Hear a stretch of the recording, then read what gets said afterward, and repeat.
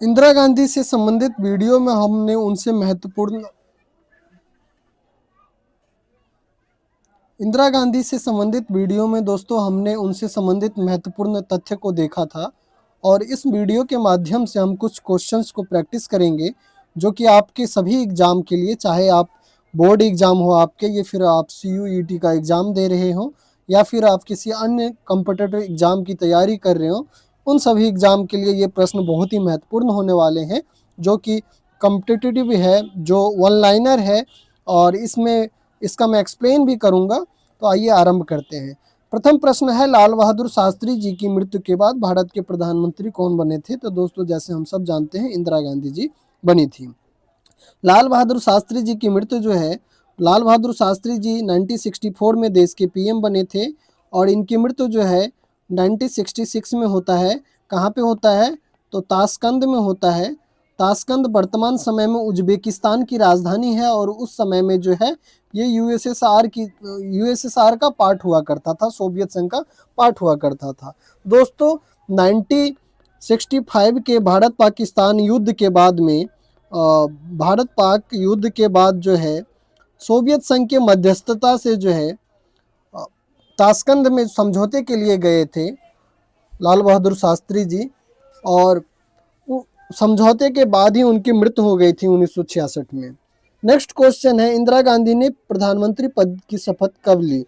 इंदिरा गांधी जी ने प्रधानमंत्री पद की शपथ जो है 1966 में 24 जनवरी को लिया था इन्होंने। शास्त्री जी की मृत्यु के बाद इंदिरा गांधी जी को प्रधानमंत्री बनाया गया देश का। इंदिरा गांधी को प्रधानमंत्री बनने में कांग्रेस में किस समूह ने जो है महत्वपूर्ण भूमिका निभाई थी? तो कांग्रेस सिंडिकेट। दोस्तों आइए जानते हैं सिंडिकेट के बारे में। सिंडिकेट कांग्रेस पार्टी के अंदर एक ग्रुप था जिसमें कांग्रेस पार्टी के तमाम वरिष्ठ नेता शामिल थे और इसी ग्रुप को जो है सिंडिकेट नाम दिया गया। और इस ग्रुप का उस समय ये महत्वपूर्ण भूमिका होता था संसदीय दल के नेता के चयन में, और साथ ही साथ कांग्रेस पार्टी के द्वारा लिए जाने वाले महत्वपूर्ण निर्णय में सिंडिकेट जो है अपना अहम भूमिका निभाता था। दोस्तों सिंडिकेट के बारे में हम किसी अन्य वीडियो के माध्यम से विस्तार पूर्वक चर्चा करेंगे और ये भी देखेंगे कि सिंडिकेट ग्रुप में कौन कौन से नेता शामिल थे और सिंडिकेट का प्रभाव जो है कब खत्म हुआ जाकर के। इंदिरा गांधी किसके विरुद्ध कांग्रेस संसदीय दल का चुनाव जीती थी? दोस्तों इंदिरा गांधी जी कांग्रेस संसदीय दल का चुनाव जो है उस समय के वरिष्ठ नेता मोरारजी देसाई, जो कि मुंबई प्रांत के CM रह चुके थे, और ये उस समय इंदिरा गांधी से बहुत ही ज़्यादा अनुभवी और वरिष्ठ नेता थे, परंतु सिंडिकेट के समर्थन न होने के कारण मोरारजी देसाई संसदीय दल के नेता नियुक्त नहीं हो सके, निर्वाचित नहीं हो सके, इसलिए देश के PM नहीं बन पाए। परंतु सिंडिकेट ने इंदिरा गांधी जी को समर्थन दिया और सिंडिकेट की वजह से इंदिरा गांधी जी PM बन पाई थी। इंदिरा गांधी किस प्रधानमंत्री की पुत्री थी? दोस्त हम सब जानते हैं जवाहरलाल नेहरू जी की पुत्री थी। कांग्रेस सिंडिकेट इंदिरा गांधी को प्रधानमंत्री क्यों बनाना चाहता था? इसके पीछे महत्वपूर्ण कारण था कि इंदिरा गांधी जो है नियंत्रित नेता समझी जाती थी, यानी इनसे संबंधित ये चीज़ें थी कि इनके पास में मोरारजी देसाई से कम अनुभव था और सिंडिकेट को ऐसा लगता था कि इंदिरा गांधी जी निर्णय लेने के लिए उनके ऊपर में निर्भर रहेंगी, इसीलिए सिंडिकेट ने इंदिरा गांधी जी को समर्थन किया और कांग्रेस संसदीय दल का नेता जो है इंदिरा गांधी जी चुनी गई और बाद में राष्ट्रपति के द्वारा इनको प्रधानमंत्री नियुक्त किया गया। इंदिरा गांधी भारत की कौन सी प्रधानमंत्री बनी? जैसे कि हम सब जानते हैं कि देश के पहले PM 1952 के इलेक्शन के बाद नेहरू जी बने थे। इसके बाद में सेकंड नंबर पे शास्त्री जी बने। इनकी जब डेथ हो गई 1964 में, तो शास्त्री जी बने थे 1964 में। दोस्तों शास्त्री जी की मृत्यु के बाद में जो थर्ड नंबर है 1966 में जब शास्त्री जी की मृत्यु हो गई तो इंदिरा जी बनी थी, यानी इंदिरा जी देश की तृतीय PM बनी।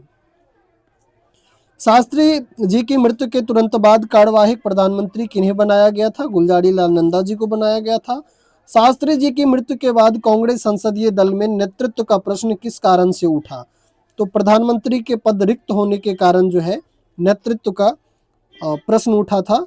आम चुनाव तो उस समय में थी नहीं, राष्ट्रपति की बात ही नहीं थी, विपक्ष के दबाव के कुछ कारण ही नहीं थे, दोस्तों जैसा कि यहाँ पे एक इंसिडेंट मैं आपको बताऊं, नेहरू जी की मृत्यु 1964 में हुई, तो शास्त्री जी का नाम आगे आया और शास्त्री जी को लेकर के कांग्रेस में सर्वसम्मति थी और किसी का विरोध नहीं हुआ।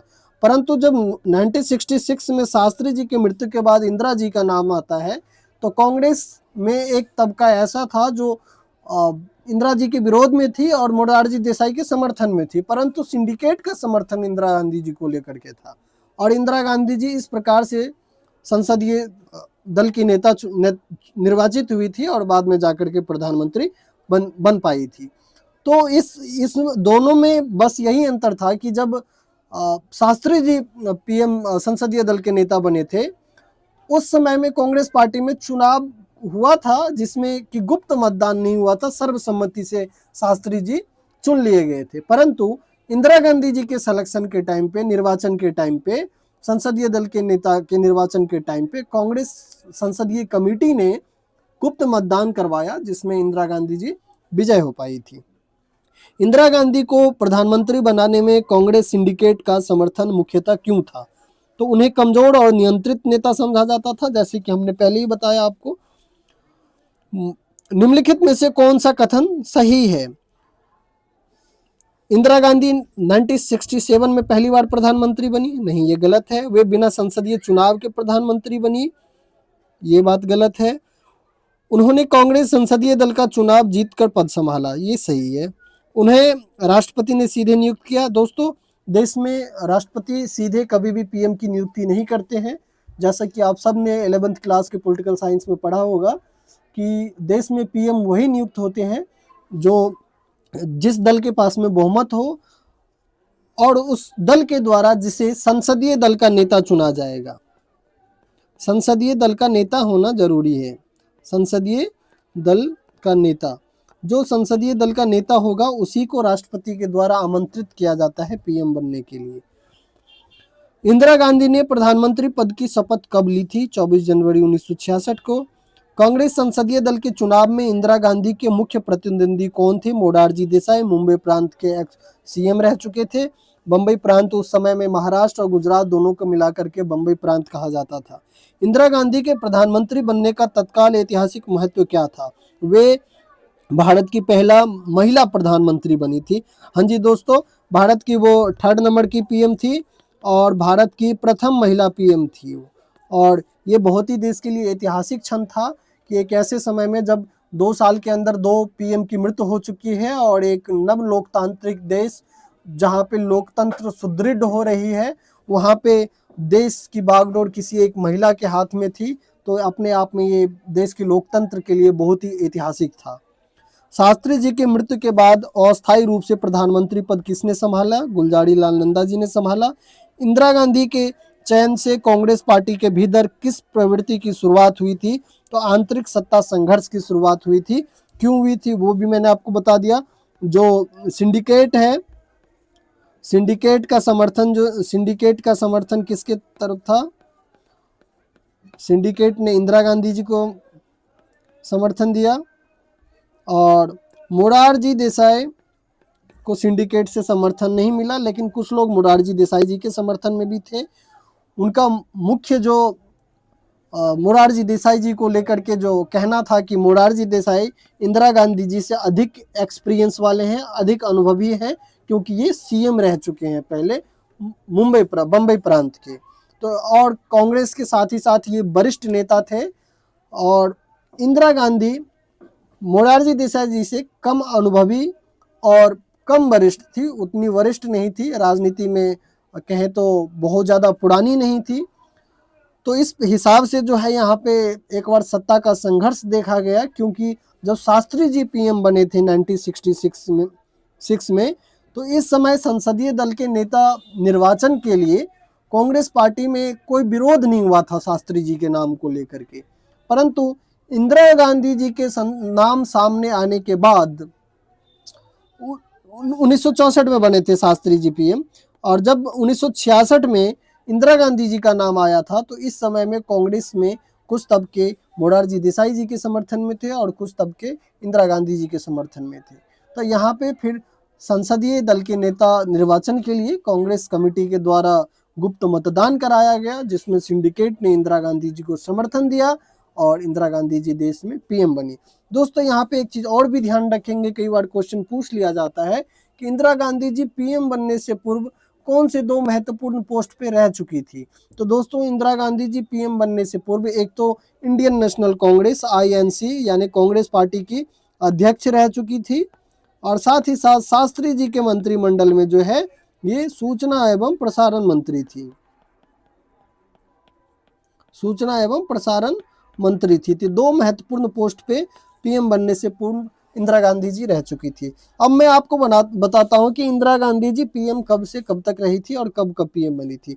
सर्वप्रथम तो 1966 में जो है शास्त्री जी की मृत्यु के बाद बनी, और 67 में चुनाव हुआ था देश में, चतुर्थ आम चुनाव हुआ, और इसके बाद में 67 से लेकर के फिर 1971 तक रही। 1971 में फिर से निर्वाचित हुई, और उसके बाद में 1971 में निर्वाचित होने के बाद में 77 में जो कुछ समय तक जो है आपातकाल रहा, और 77 में चुनाव होता है 1977 में, और 77 में कांग्रेस पार्टी हार जाती है।